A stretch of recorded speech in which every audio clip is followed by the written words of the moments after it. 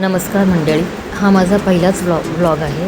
Actually दुसरा आहे. याआधी पण मी एक व्लॉग यूट्यूबवरती टाकला होता, पण तो काही सक्सेसफुल झाला नाही. पण आता पुन्हा मी थोडंसं धाडस करून पुन्हा एक नवीन ब्लॉग तयार केला आहे.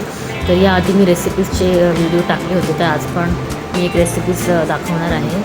आज मी दोडक्याची भाजी कशी करायची ती सोप्या पद्धतीने सांगणार आहे. तर आधी मी दोडके बारीक चिरून घेतले, त्याच्या साला काढल्या, त्यातलं पूर्ण वाईट पोर्शन दिसेपर्यंत पूर्ण साला त्याच्या शिरा काढून घ्यायच्या, त्याचे बारीक तुकडे करायचे. आणि मुगाची डाळ मी 5-10 मिनटं भिजत घातली होती. तर आता मी फोडणी देते आहे. त्या फोडणीमध्ये जिरे, मोहरी, कढीपत्ता घातला आहे. आणि कढीपत्ता घातल्यानंतर लगेचच मी हळद आणि आलं लसूणची पेस्ट घालणार आहे. जर आलं लसूणची पेस्ट नसेल तर नुसता ठेचलेलं लसूण पण तुम्ही घातला तर चालू शकेल. त्यानंतर मी लगेचच चिरलेला दोडका आणि जी भिजवलेली मुगाची डाळ होती घालून थोडंसं परतून घेणार आहे. मसाला मी शक्यतो तेलात नाही टाकत, कारण तो करपतो. त्यामुळे भाजी घातल्यानंतर वरून मी घरचा जो कांदा लसूण मसाला आहे तो घालणार आहे. आणि जे प्लेन लाल तिखट असते ते सुद्धा घालून थोडंसं परतून घेणार आहे. या दोडक्याच्या भाजीला पाणी सुटतं लगेचच, तर त्या पाण्यामध्ये थोडीशी डाळ मी शिजवून घेणार आहे. जसं ते थोडंसं आटायला लागलं की त्यात मी शेंगदाण्याचं कूट पण घालणार आहे. आमच्याकडे बऱ्याच भाज्यांमध्ये शेंगदाण्याचा कूट वापरतात, कारण ती घट्ट व्हावी म्हणून कन्सिस्टन्सीत ॲडजस्ट करण्यासाठी आम्ही शेंगदाण्याचा कूट घालतो. तर त्या पाण्यामध्ये पाणी ते जिरलं की मी शेंगदाण्याचा कूट घालणार आहे.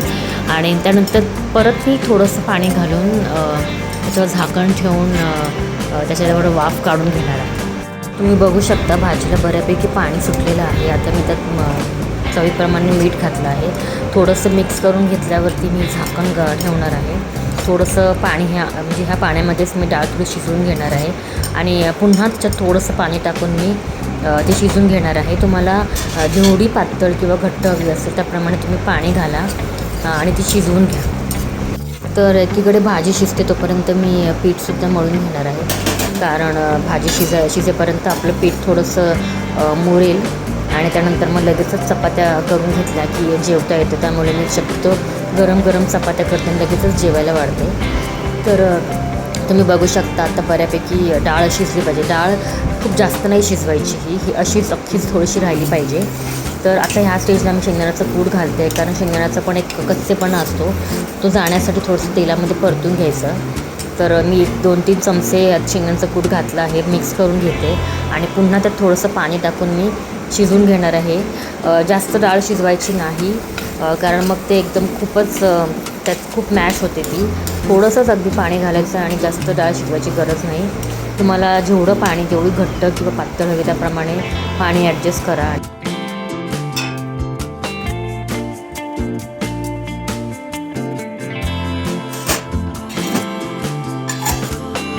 तर पीठ मळून झालं आहे माझं.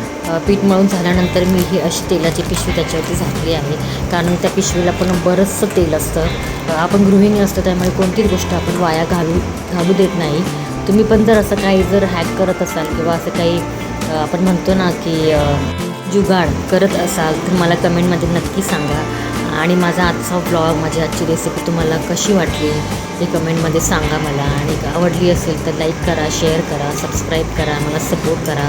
कारण पहिल्यांदाच मी असं काहीतरी अटेम्प्ट करते आहे. थोडासा कॉन्फिडन्स वाटला की मी थोडं कॅमेरासमोर येण्याचा प्रयत्न करत आहे.